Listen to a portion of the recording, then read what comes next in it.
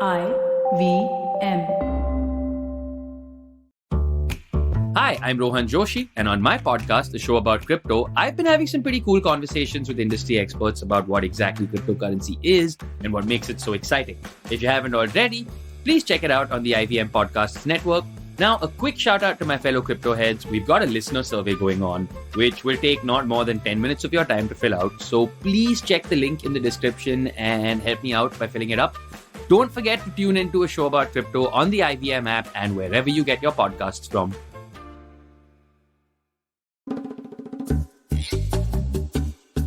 Hey everyone, welcome to Shunya One, episode 169. Amit, I love your background. Are you on a Star Wars movie set? Dude, you didn't see the pictures of yourself over here? I saw like the gangster Instagram post that these guys I didn't did. see the lights all fancy. But no, this was all there when you came. They well, didn't turn these on? No, they showed me the okay. fully illuminated setup where you could see all my own warts and all. So yeah. Okay, This is next like- time you're here, we'll get you into this kind of into the backlit room. Exactly. Yeah. This is very cool. I love it. Yeah, I have to do. no, I have it to is. do more studio Again, recordings. we've had great luck with the design on the studio and stuff like that. So I'm quite happy with it too. But hey, Good great stuff. conversation we got coming up. Absolutely. Today was amazing. I think we have the co-founders of a very cool brand called Juicy Chemistry. It's a top of the line cosmetics product. I'm sure it's in line with our continuing our D2C stories and very similar sort of origins in terms of why the two co-founders here who knew each other from childhood. So that's Pritesh and Megha.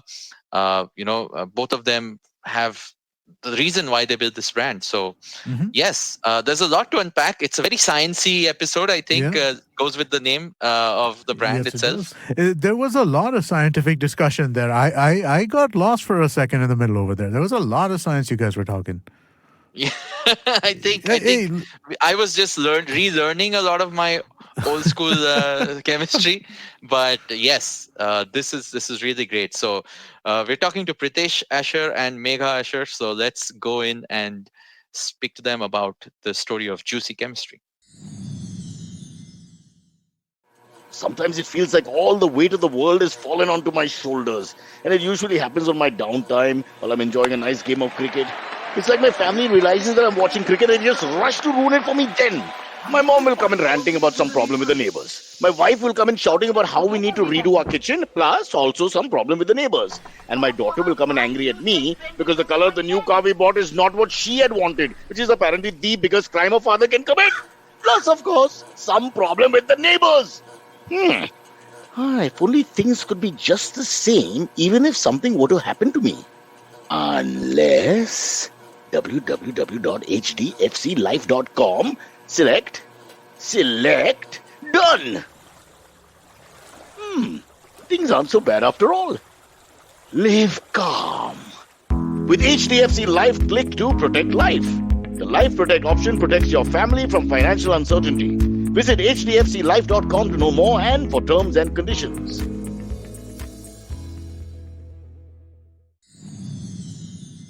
Hi Megha, hi Pritesh, how are you guys doing? Welcome to Shunya One. Hi. Hey guys. Thank you so much for having us. No, it's great to have you both here, and thank you so much for joining all the way from Coimbatore, I believe. That's Absolutely, correct. yes. That's really amazing. I mean, it's not every day that at least we speak to a lot of founders and companies in India based out of let's say a non-metro city. Although Coimbatore is a great place, but it's amazing that you guys are running the whole show. The entire Juicy Chemistry brand out of there. So I'd love to hear, obviously, origin story, if you may, and also how, and why Coimbatore happened. So either of you. Pritesh, you want to take that? So, firstly, thank you for having both of us on this podcast today.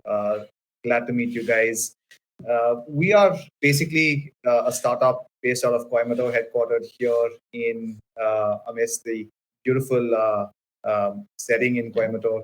lovely city. Like you said, I am basically from Coimbatore. My father moved down here from the north when he was, starting up in those days as an Oh, wow, entrepreneur nice.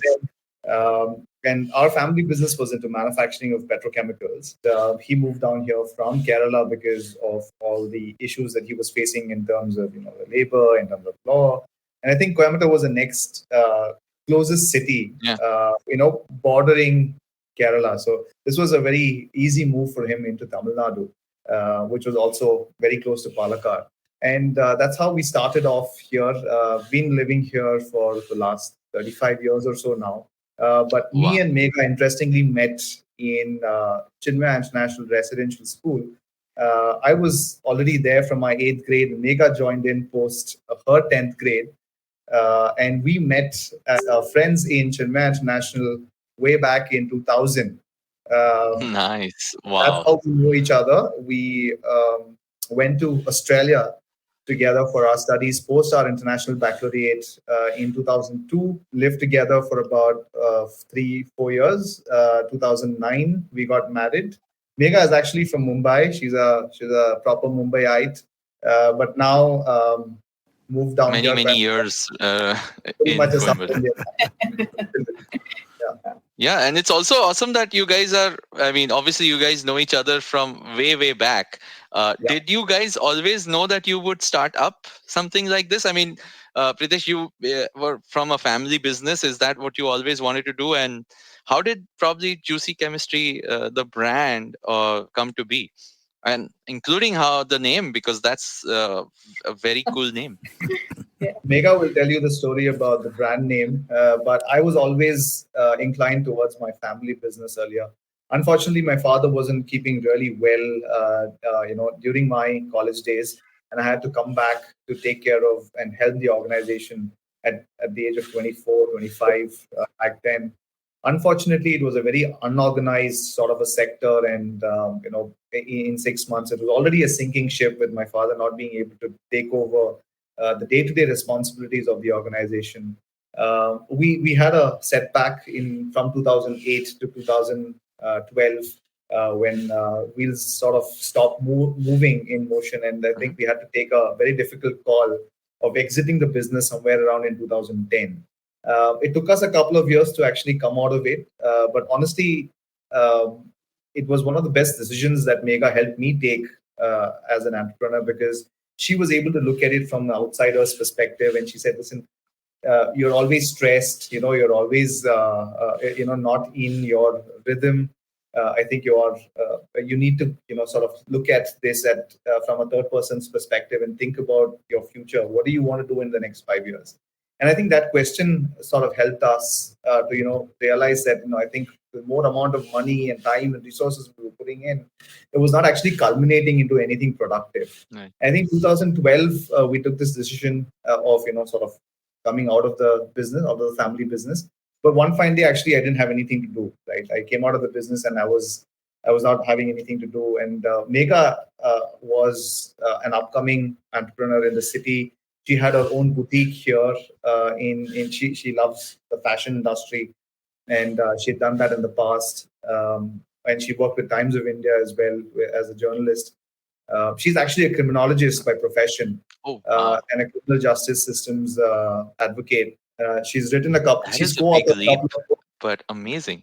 Yeah, she's co-authored a couple of books on Indian prisons, etc.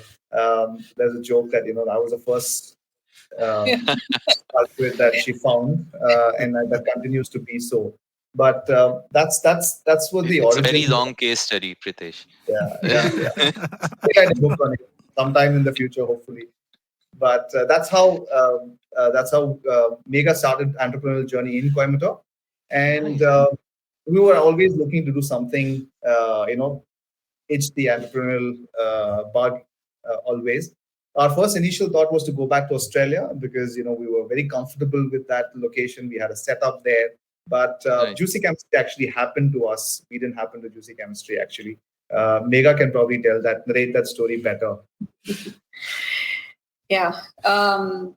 So, like Pritesh said, I was running the clothing business quite well. And that was, of course, something that stemmed out of a need. I wasn't really getting the kind of work I wanted to do in terms of criminology or journalism. I did some stints and research papers, but it doesn't put food on the table.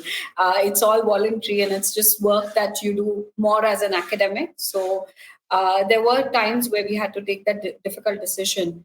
But I had always struggled from PCOS and done a lot of treatments before I shifted to Coimbatore. And because of all the financial stress that we were going through at that point, of course, going to a dermat and doing those weekly treatments were not making any sense. So I started looking out for some natural alternatives, thinking, let me just, opt for something that will just help me with day-to-day maintenance of my skin without having to go for regular facials and cleanups and peels and whatever, the doctor recommends. But so we were just doing our normal grocery shopping because we've always done that together. Back in Australia also, we used to do it together. So even in Coimbatore, it followed, where Sundays became like a chore, doing all your daily chores kind of thing. So, and somebody just came to Pritesh saying, it's a new launch. And I said, wow, this looks interesting. It looks really beautiful with the packaging. And Pritesh just accidentally turned the box, right? He just turned it around and he said, there's propylene glycol. What is this doing in the product? And I'm like, what do you know about all these ingredients? And he's like, do you forget what I used to do, And he said, even if it's processed, the fact that we use this in radiator cleaning fluid, I'm not sure why it's in skincare. We're looking at it from a consumer point of view, right? It's not like we're cosmetic chemists or we know what's going into the product. But then he spotted a couple of more ingredients and said, I don't know how natural this product is. It's not worth, putting this onto your skin. And I said, okay. And I said, okay, let me try a baby care product. Sure, they're made for sensitive skin, I might just get something good of it. Again, the same ingredients lurking in the product. And so we just started talking to friends and family and asking them that, hey, are you aware, what brand do you use? And it literally, because I come from the research background, for me, it just was like, okay, let me start Googling on these things. And once I started doing it, I said, okay, this is interesting. There's like a plethora of ingredients in my skincare, which I didn't know about. And then I said, but why has no brand managed to do this? We talk about Ayurveda and then, of course, you have your basic use multani mitti. I just use of basin, but don't use these products. How parents normally tell you, and like I had my grandmother tell me this for years. So once we started deep diving into the understanding of what's going into a product, Pritesh, managed to figure out the culprit in the product at that point from the point of view of what we were trying to achieve. He saw there was water in all the products, right? The first ingredient in every product said aqua. Right. And so today, waterless products are a big trend, but we started it about 8 years back by understanding that, okay, if I eliminate water from the formulation, I can actually eliminate the need for, the stabilizer, additive, preservative, emulsifier, and the entire list of ingredients that I didn't want in my product line, right?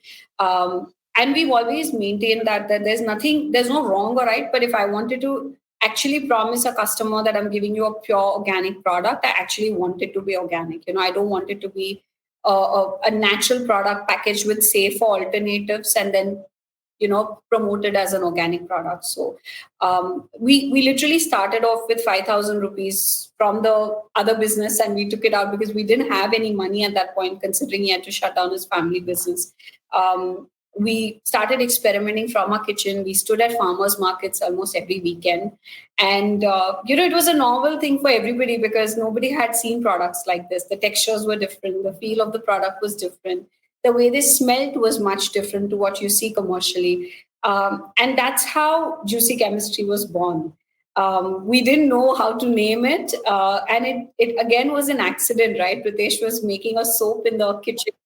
And he thought, I'm going to add these, fabulous orange juice. It's going to give me the sunshine orange color soap. What we see in the market, you literally think when they say it's orange, it's literally orange, right? So we tried it, and of course the soap didn't react well to it, and it just became this big brown mush. It was disgusting.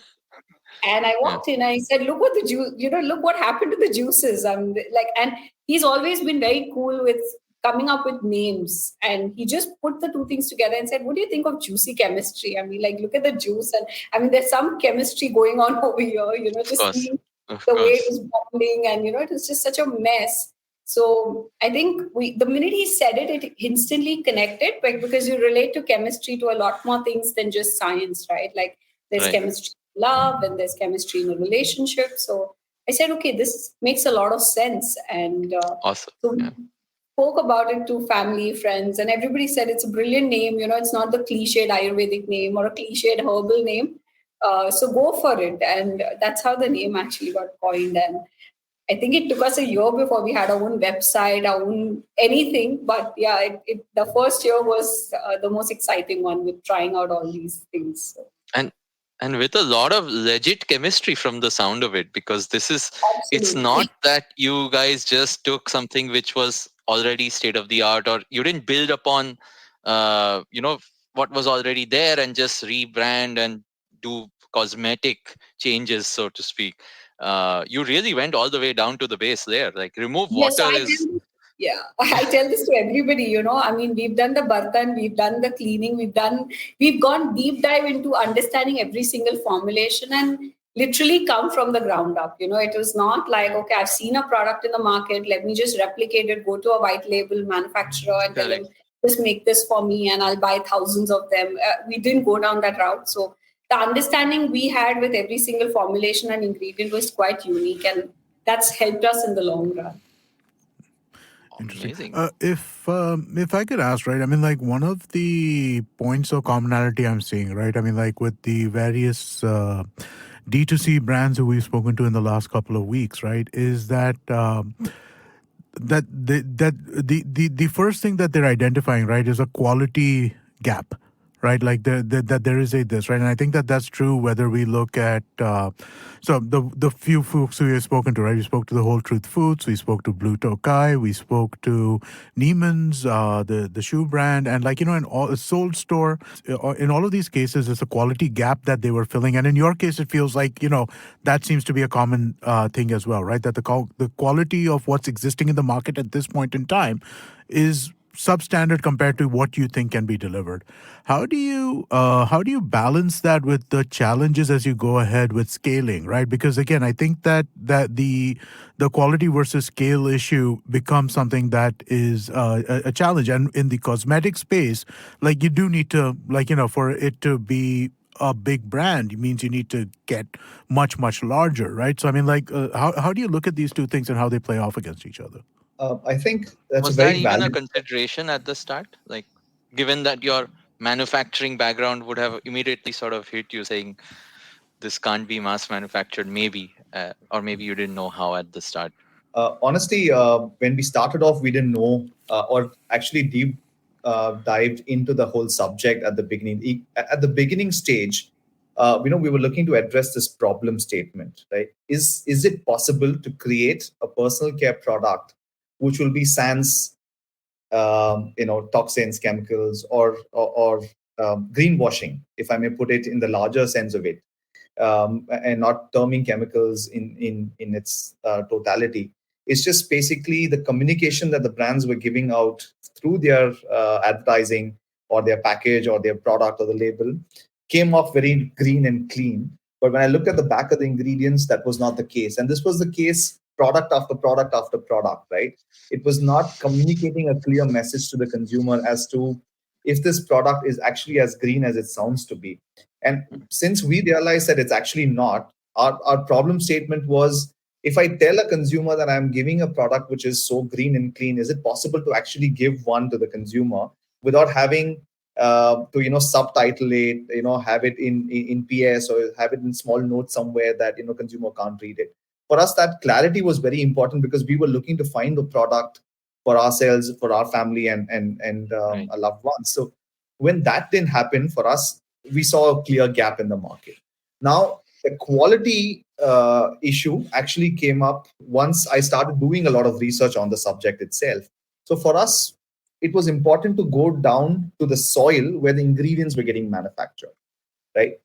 Wow. Ingredients are getting manufactured from the soil up. Right. For us, it was not the lab where we went to the soil. Because when I've called the product to have neem, argan, bringraj, arita, right? That product quality needs to be um, promised What to is me farmed? in a certain Yeah. sense for the product to actually work. So I always say this at Juicy Chemistry: we let nature do its job, right? We just take credit for all the formulations. We don't actually manufacture. We don't create magic in our product, right? It's already there. We just know how to take it and give it to you on the time of application. The nutrients, the vital essential plant matter that needs to be there in the product is there, and hence it works. So for us it was important to understand quality at the very soil level, and hence this is one very important question that one of the consumers back in the day asked us.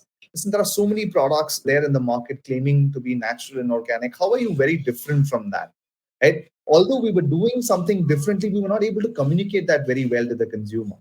And that's when we stumbled upon the fact that, listen, if the manufacturer is not going to be promising me a good quality ingredient that I need to work with, how am I going to transfer that into quality? Because what I'm looking to get from that ingredient is actually not there, right? I'm looking at omega 3, 6, 9. I'm looking at non-comedogenic properties. I'm looking at properties which will heal and soothe the skin. But if that is a subpar quality that I'm getting from my manufacturer, how do I actually translate that to efficacy when the consumer is actually working or trying to apply that product? And hence we stumbled upon an EcoCert certification, and we are India's first and only certified organic skin and personal care brand with over 100 products in certification from EcoCert Wow. France. Now, what this actually led us to do is not just have complete control of the supply chain from the ground up, from the soil, from where the farmer was actually planting these seeds. They needed to be GMO. The plant needed to be, the soil needed to be clear of any sort of pesticides, insecticides, fungicides, any sort of artificial chemicals to boost growth or keep the crop away from insects or any sort of other calamities to happen. The Okay. soil itself needed to be primed for organic growth. But once the ingredient was grown there, once the produce was grown there, and how the farmer actually processed these ingredients was all documented for me.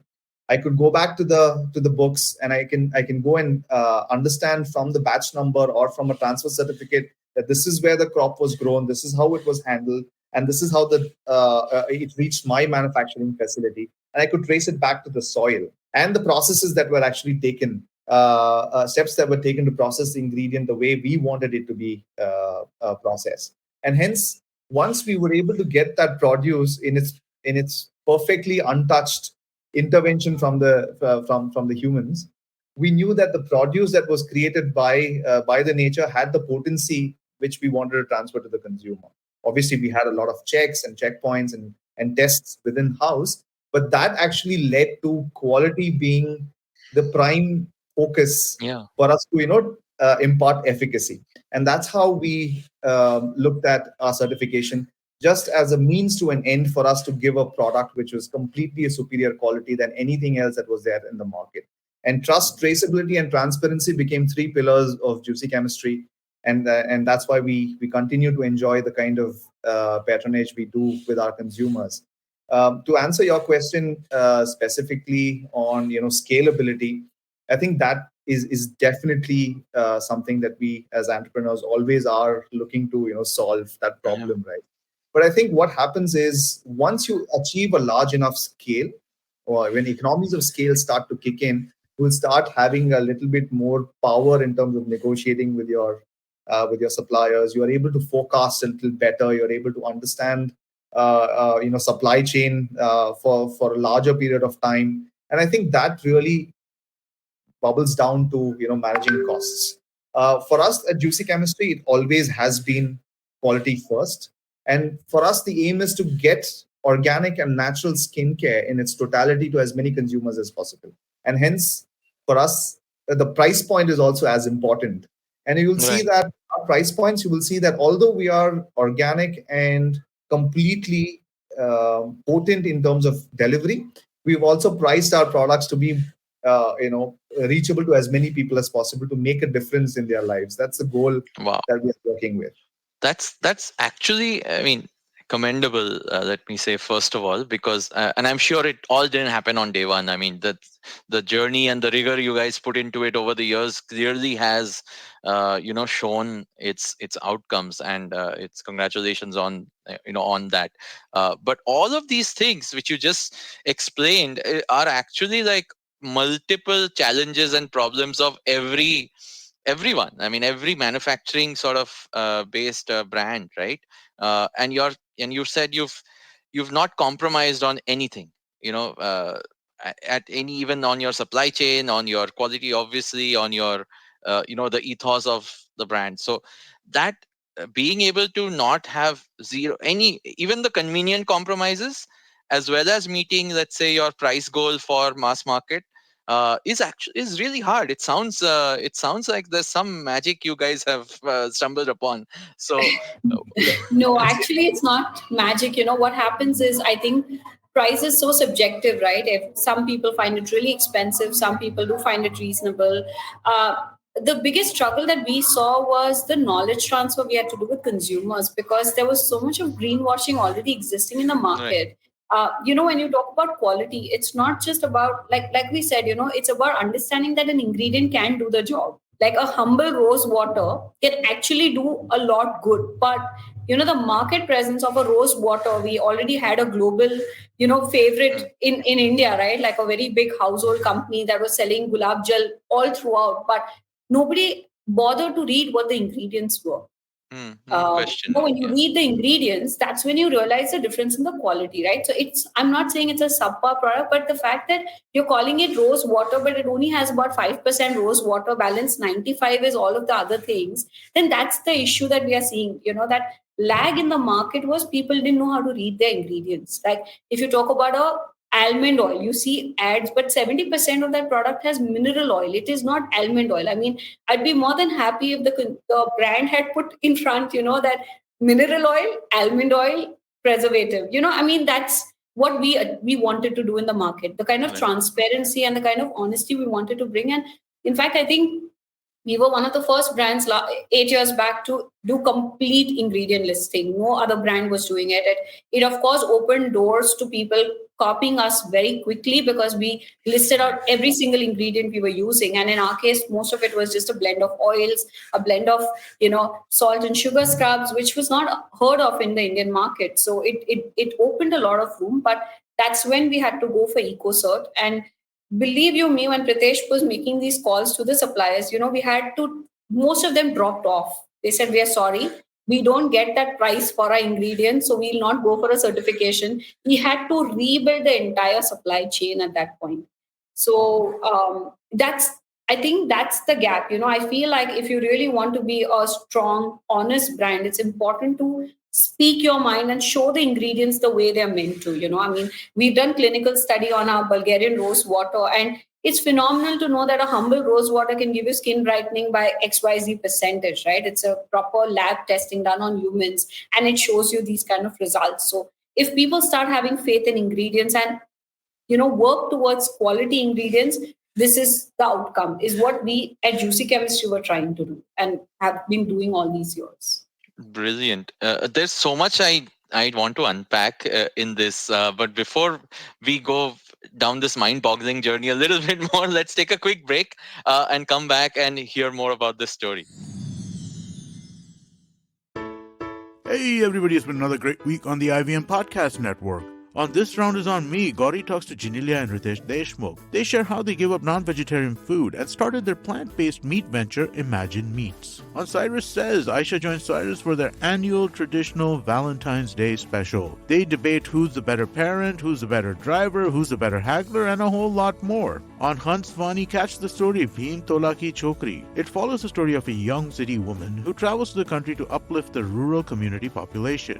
On the Life Manifesto, Zarina explains how we can gather the courage to love again after being deeply hurt. And on Pulyabazi, Pranay and Saurav debate whether a wealth tax can solve economic inequality in their series Ek Sawal Kahi Jawab. Do follow us on social media. We're IVM Podcast on Twitter, Facebook, Instagram, and LinkedIn. And remember, if you're enjoying this show or any of our other shows for that matter, please do tell a friend. The word of mouth really helps. Also, don't forget to rate us on whatever platform you're listening to us and check us out on YouTube. You can check a list of all our channels at ivmpodcast.com/YouTube. And finally, we'd like to thank our sponsors this week, Bank of Baroda and HDFC Life Insurance. Thank you so much for making this possible. Hey, welcome back, everyone. We are getting a little deeper into the whole juicy chemistry of this brand and obviously what it stands for. But Megha and Pritesh, you guys said something earlier which is really interesting to me, that you've created a lot of novel processes for your supply chain. You've created a lot. Obviously, there's a certification which is so unique to you guys and especially other brands in India. But even before that, at the bare bones, you mentioned that the whole concept of a waterless component is something that was the things you guys did the first, and now of course it's more prevalent. What is that really? I mean, who can you usually think of everything being water based, right, in some way or form? How unique is that, and how did that change the dynamics of your of your product fundamentally? So I want to correct that. Like when I say first, I mean like we started it 8 years back. I don't know if there was any brand doing it. I don't think there was, but today it's become a very big brand, trend, right? Like when we launched it, it was a very novel concept. Today people have gotten used to it. Like when we introduced a facial oil, it was a very novel concept. Nobody had heard about using oil for your face, right? Like everybody thought, yuck, I'm not going to put an oil on my face. And I'm like, how do you think your moisturizer is made? It's got a blend of oil and butter, and then that's emulsified with water and other ingredients, and that's how your cream is made. So we are trying to eliminate all of that and give you a facial oil that's going to do a lot good to your skin. So that was a whole concept when we started. We understood that a pure facial oil, like oil, not like your coconut, because we could understand that a coconut can cause acne. Because, like I said, for everything we did a lot of research. I think we did about 10, 12, like almost 14 months of research before we did our first product also. Because and this was like research, clinical research, because again, to bring something to market, you actually had to go to like do consumer testing also, I'm guessing, like before you get your certifications. Was that also part of the thing? So initially we did a lot of trials. Like Megha was mentioning earlier, we stood behind 500 rupee marketplace stalls that used to come to the city.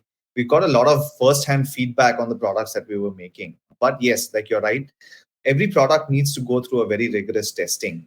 When only then it is actually suitable to get to market, right? So there is a huge a huge list of things that need to go by in terms of stability of the product, safety of the product, dermatologically dermatology approvals, and then of course you need your drug and cosmetic license as well to scale the products into the market.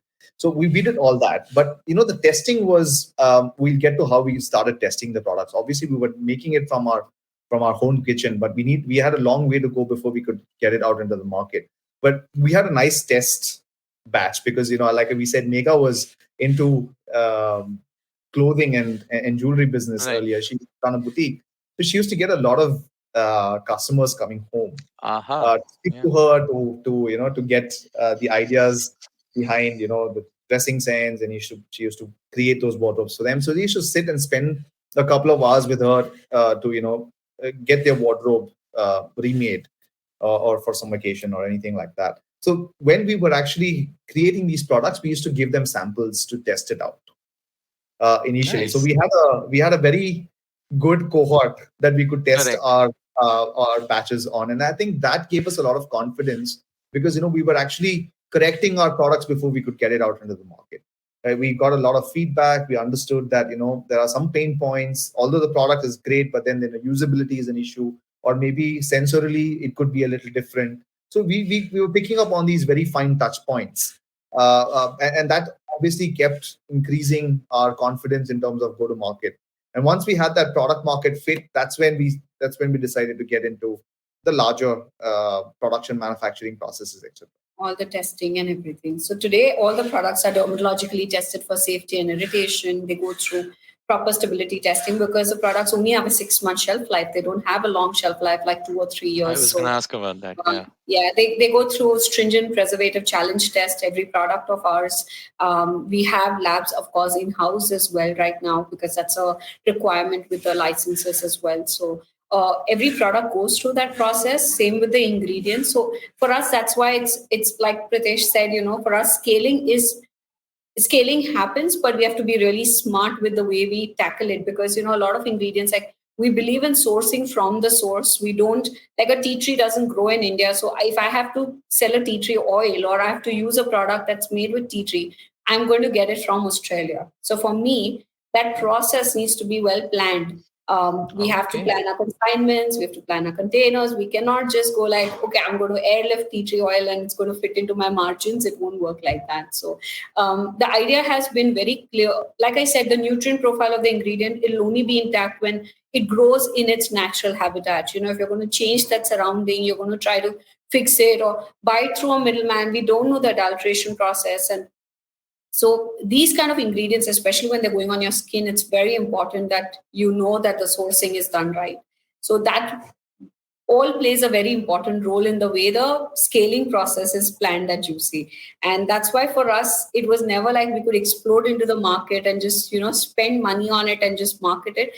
The idea was to be sensible about how we can do it, because the harvest also has a particular shelf life, right? Like it has its seasons. Like I remember when we were at Biofark in Germany, and we was talking to our suppliers for lavender, and they said, this year it's rained, like there was unpredictable rains, and the entire harvest is spoiled. Yeah. So it's not like I can change that supply in my EcoCert certification and just go and move to another supply and just say, okay, whatever you have, even if it's not in certification, let me just buy it. So there were times where during the pandemic, especially, we did struggle, because sometimes the products had to go out of stock. Like a marula oil comes from Africa. It doesn't grow in India. So if I had to get it from Africa, and if the product is not in stock during that process where there was peak lockdown, shipments were not happening, we did lose a couple of months. So now we are like preparing to do a better planning in terms of how we can stock these ingredients, what the actual shelf life can be, and so on. Wow, it's like a massive, massive operation, to be honest. The more I'm hearing about it, obviously, with the non-standard, if I may say that, right, with the non-standard processes and the not the novel stuff you guys are doing, I think that must have been it's a big task to get people to get on board. That even your upstream folks, I'm guessing. The good part of it is once they come in, they don't really leave the Juicy family very easily. I think that's one of our biggest plus points, because people see through the quality. They try 10 different brands and then they come back saying, no, we can identify yours as the purest of the lot. So I think that's helped us a lot. But like you said, sometimes it is a little demotivating when people don't realize the kind of efforts that go into the processes and the kind of effort we put in to make sure we only get the best, because that's what the brand stands on, right? It's not like I can just suddenly go and say I'll just source it from XYZ person and just market it. It's not like that. So initially, from mine and Megha's research, we stumbled upon so many different aspects of skin, right? It was actually understanding how the skin works, the layers of skin, penetration, products that can be safe, formulation, reverse engineering, if I may put it in the right sense of it. When we started doing that, it was a process of elimination for us, right? How do I eliminate products that they don't need to be there? For example, how do I eliminate a preservative, right? The concept was everything that goes onto the skin eventually gets absorbed into your bloodstream. So why put anything that you won't eat from your food table, right? From your pantry, because your skin recognizes nutrition. And what if we just give nutrition to it and sort of try and avoid anything else that doesn't need to be there? So when we started the process of elimination, we stumbled upon one single ingredient that was a cause of everything else being there in it, and that was water. And the water in the formulation is used for many things, right? It's used to emulsify water and oils. It is used to make the product lighter. Its preservative is added to elongate the shelf life to 36 months, maybe even more, depending on what you use in the product. Sulfates are used for better lathering and feel good factor on sensorily perceptions of it. Lathering better is equal to even cleansing better. So there were a lot of things added to different products, like mineral oil getting added to a hair oil used as a filler to reduce the cost of the product, and so on and so forth. Right. So there were many things that were going on, and they were added for different reasons into a product. For us, it was important to understand how do you give a product which is what it claims to be. So if you look at our product ingredient list, we are close to 100% organic in every single product that we retail into the market. When we say 100% organic, is there is a traceability of that ingredient back to soil at every single individual ingredient level, right? I can pick an ingredient from my Inky list, and I can have a paperwork that takes you back to the soil where it was actually manufactured, where it actually was produced. The reason why we wanted to leave water out from the formulation was we didn't see the need for it, because we didn't want to have a very large shelf life in the product, right? Think about how you put food on the plate. You want to have food that's fresh, produce, which is directly from the farms. You want to have the nutrients coming out of it, and even we actually looked at formulations just like cooking, right? If I cook a product too much, I'm actually draining out those nutrients into the wash basin or into the dustbin, and it doesn't actually reach me. The product might have fiber, or the product might have protein in it, but if I've not handled that ingredient properly, that's actually not coming to me, right? Then it's just a feel-good factor that I'm having healthy food. But how much of it is actually getting into your body? That's the question we asked when we were starting to do our formulations. And every aspect of our formulation technique actually works in that manner, where we keep it very, very minimal. Right? No complex processes in our production line. It's the ingredient that will do the job. We just play with the physical and chemical properties of those ingredients to make sure it's more user-friendly. That's all we do. We let hard work to the nature, and like I said, we just simply take credit for it. So even at a later stage, when we were asked to do liquid products, right, like a shampoo or a face wash, the formulation was done in the traditional process, the traditional castile soap formulation, where you again don't need to add a lot of things, where your soap is cooked completely, and then you add the water, which again eliminates the requirement for a preservative at that point. That being said, as a brand, we never took down that route where we've been shouting from the top of the roof that, we are giving you toxin-free products, right? That's just not been the kind of ideology we wanted to do, because the idea was very simple. Not every brand can do what we are doing, right? It's a very hard thing to do, and scalability comes at a lot of cost, right? You can't just say, I'm going to make such pure products, because not everybody is going to like that kind of feel. Also, some people want products that are for more convenient use.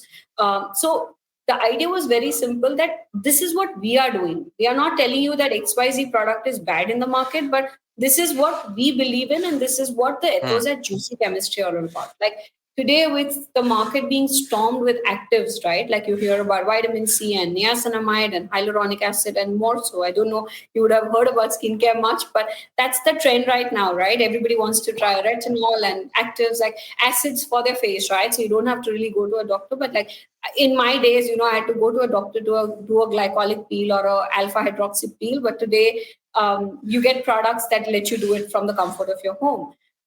Once again, a lot of products at Juicy were born out of a customer requirement, right? Our consumers would tell us, please, can you innovate something? I'm pregnant and I can't use this active, or I'm a teenager and, my skin is flared up and I'm not able to use, oil. And that's when we realized that, yes, while we love making oil-based products, it might not suit everybody, right? There are specific skin types that can be allergic to an oil as well. Just because it's organic, it doesn't mean it's going to automatically suit.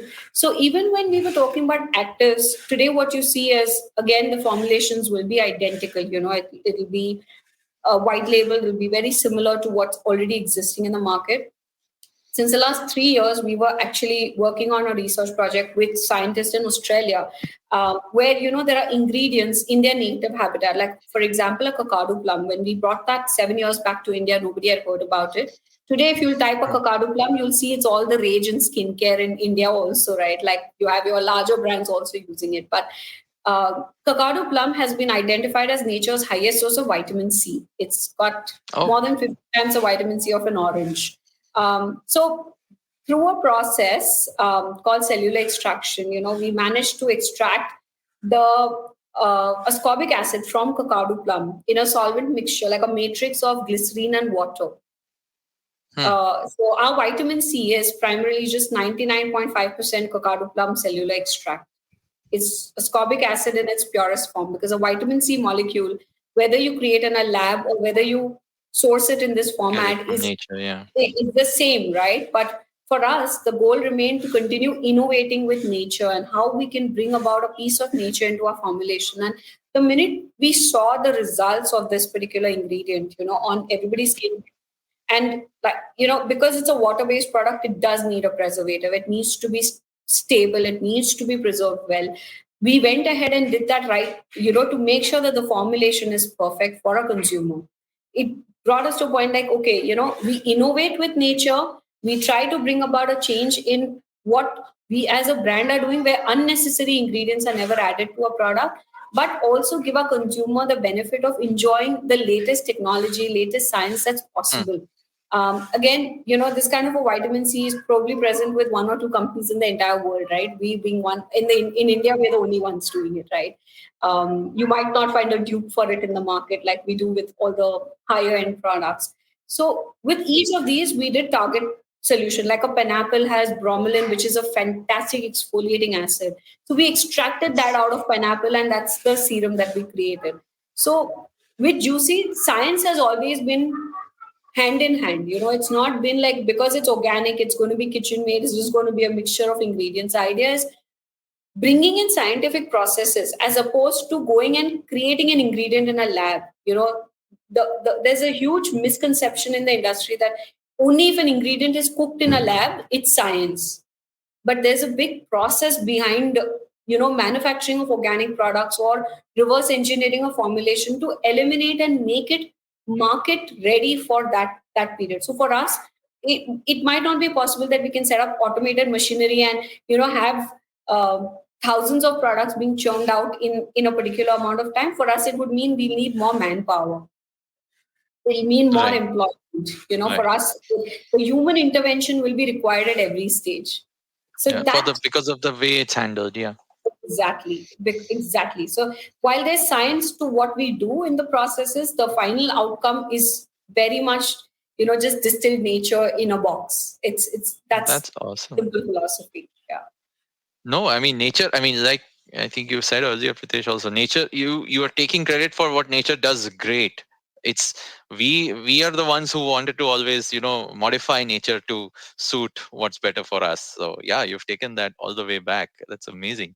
I mean, there's a lot of science which we just heard. So definitely, putting that all together, then obviously, getting the brand out, getting individual products out over the last 8 years, what you are today, which is, a brand which is recognized and trusted, and, all the ideas that you stand for are well understood by your market. Beyond the knowledge gap and this education journey that you said, and of course all the other scaling steps that you guys took, the results of people who have used the brand, who have used your products, I'm sure the results of using a product from your portfolio must have been many times better than using everything else before, right? I mean, that's raised the bar, so to speak. Or would you say that in what people come to expect from cosmetics, especially your line? Absolutely. I think, like I said earlier, right, we've been at the receiving end of a lot of love from our consumers. I think we have a very high repeat rate, which is in excess of 67 to 68% of our consumers are returning consumers on our platform. We are faring over 4.5 stars out of 5 stars across 30 odd thousand reviews just on our own website. And these are all organic, just like we would like to keep our ingredients very raw and pure. We keep all our communications, we are an open book, and that's how we like to keep it. And this is the kind of love that we are getting from the consumers, because they are actually benefiting from the ingredients. They're benefiting from our formulations, from our techniques, and I think that's very gratifying for us as founders, because we are able to make a lot of difference in people's lives. We're helping them address the skin and hair care concerns that they are facing at the very grassroots level of the problem, just by sourcing the best that nature has to provide. And I think this gives us a lot of confidence in venturing out into new segments as well, because that is what like Megha said earlier, right? A lot of our products, I mean, almost every product from our range is inspired by the consumer's demand. Because they're struggling with something, they're not able to find a solution, and that's where we jump in and science the crap out of it in the best organic way possible, right? So that's what we do good as a brand, and that's what we strive to do even in our upcoming formulations. And would love to throw some light on the kind of new products that Megha and her team have been working on. I think it's a good time to reveal it as well, Megha, because of the podcast. Yeah, please. I mean, that was anyway going to be my. I usually ask after we chat about the story, we say what's next, and obviously your journey has been incredible already. And given that you've been so successful with upholding the ideas throughout, I'm sure you're always pushing the boundaries of that too. So what is next, please? So I'm working on 2 projects. Megha's working on one extensive project. So Megha will speak about that. I just want to add also to what Pritesh just said. I think what also makes a difference is, we're very humble with the products as well. I feel it's very important to identify and tell your consumer that skincare is subjective. It's not like just because you're using our products, it's going to be a miracle. Like I've always, whenever I've spoken on a live or I've gone public, I've always talked about, say, my dark circles, right? I've talked about genetic issues. I've talked about the fact that, no cream, nothing will treat it. If your screen time is still going to be 10 hours a day, you're going to sleep 6 hours a day and have a poor lifestyle, because you see a lot of that. Like, especially I'm somebody who's involved, the positive reviews always make us happy, but I'm the one who is always looking at the negative review and trying to fix that, right? So when That's we get that, being a founder. Yeah, I think so. And it just gives me restlessness that why did that person not like the product? And of course, when you grow to a considerable level, you'll see that there will be that 5 or 6% of the audience that you'll not be able to satisfy, right? It's not possible.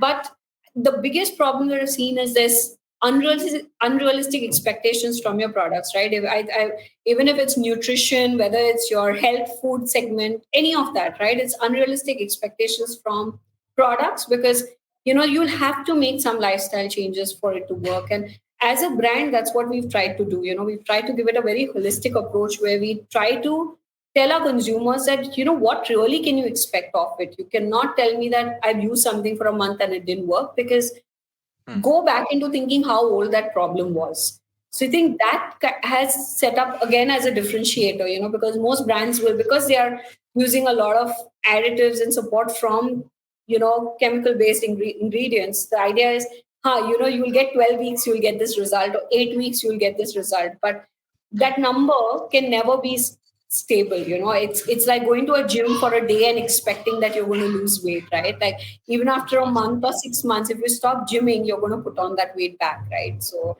I think that gap also we're looking to fill now by educating the consumer in that right direction, to not have that unrealistic expectation.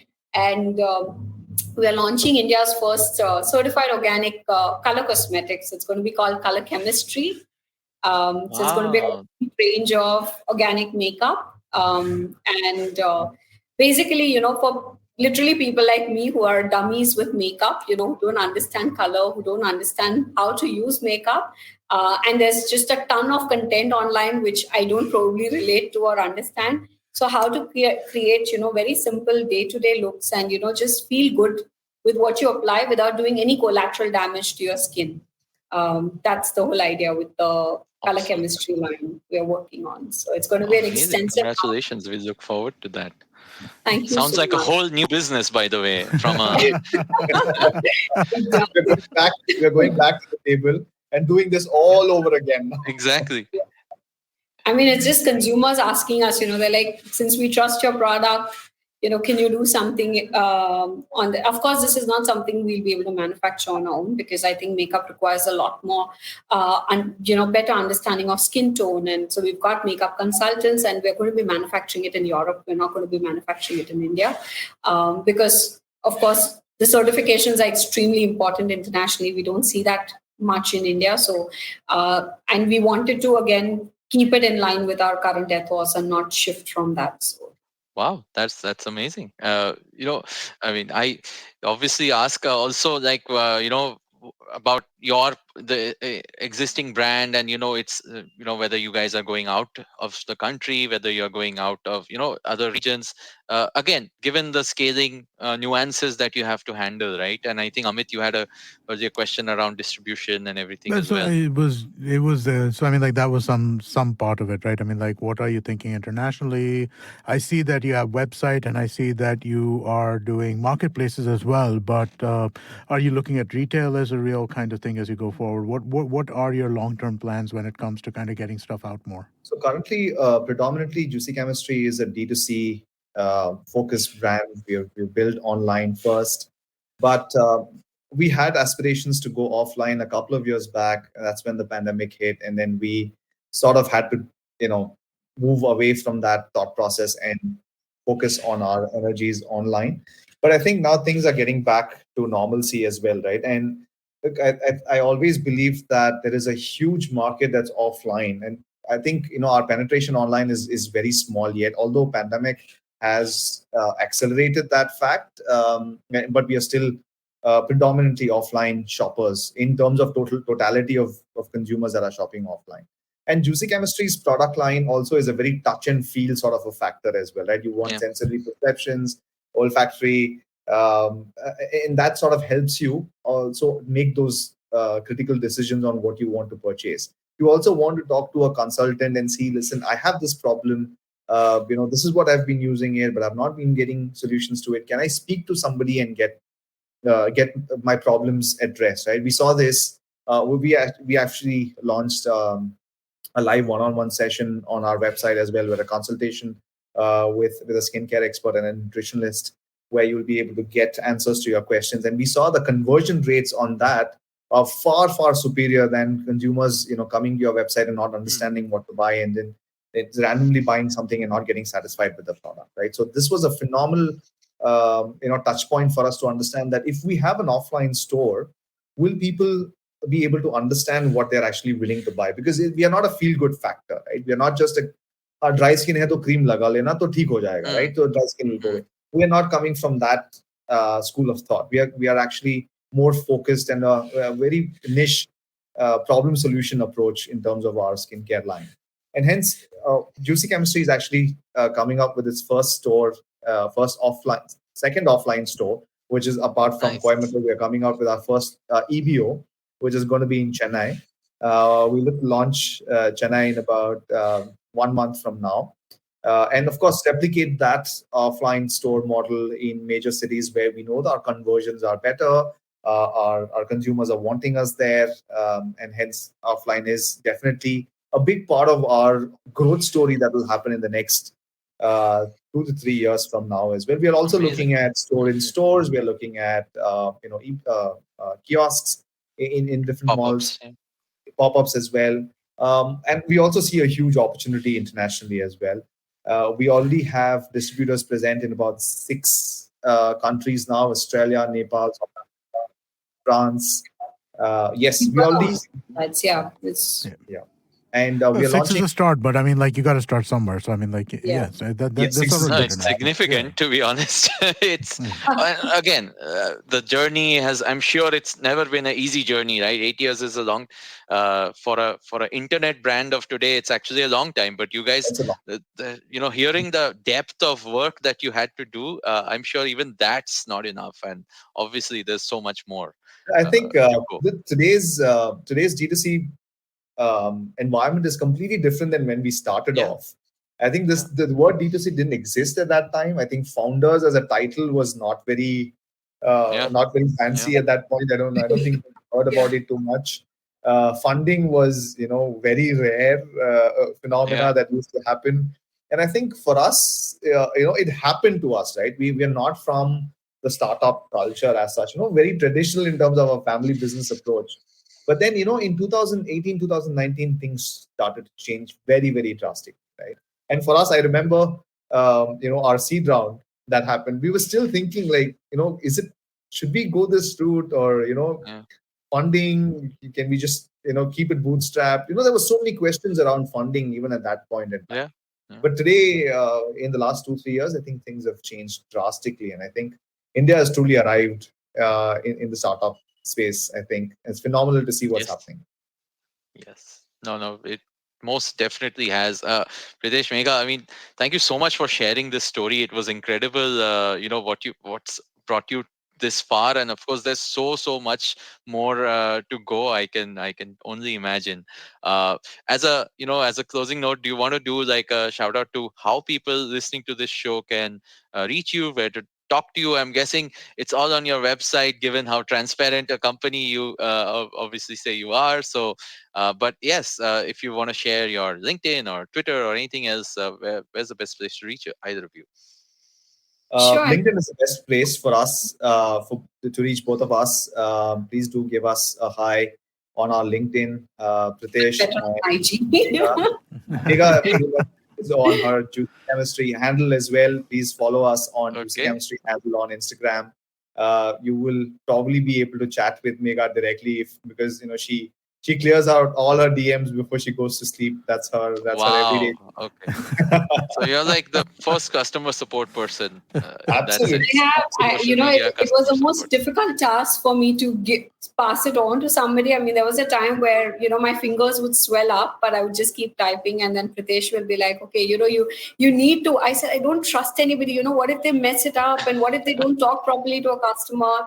And, I'd seen some horror stories because, how consumer today is. I think they're very entitled as well. And they feel the need to call out brands and they feel the need to call out anything and make it into a big thing, right? I think so. For me, I've had anxiety attacks for the longest period of time.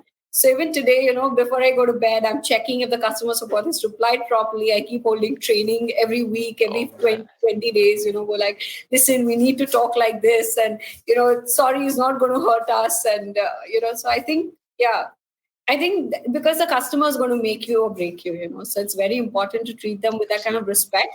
Of course, we hold zero tolerance for people who are rude or abusive or any of that. But then, so that's something I follow. Perfect. But we'll make sure we'll make sure we share the links, of course. Thank you.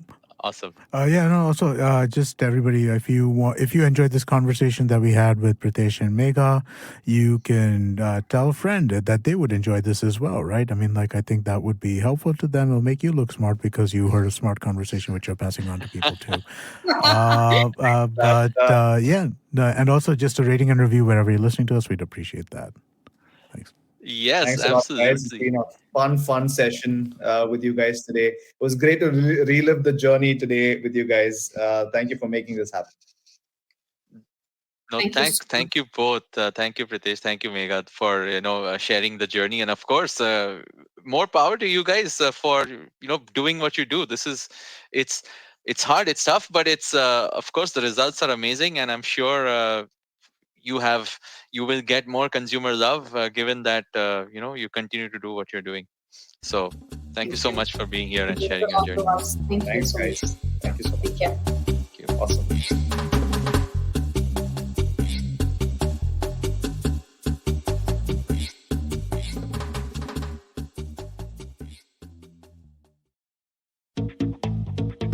Have you ever wondered where the business world is headed? How the ways in which we create, market, and sell to consumers will evolve? Or if we'll ever go back to wearing pants while working? For answers to all of this and more, tune into Advertising is Dead with me, Varun Dugirala. Every Tuesday, as I talk to entrepreneurs, leaders, and change makers from across business, media, marketing, and beyond. You can catch all episodes of Advertising is Dead on the IBM Podcast website, app, or wherever you get your podcasts from.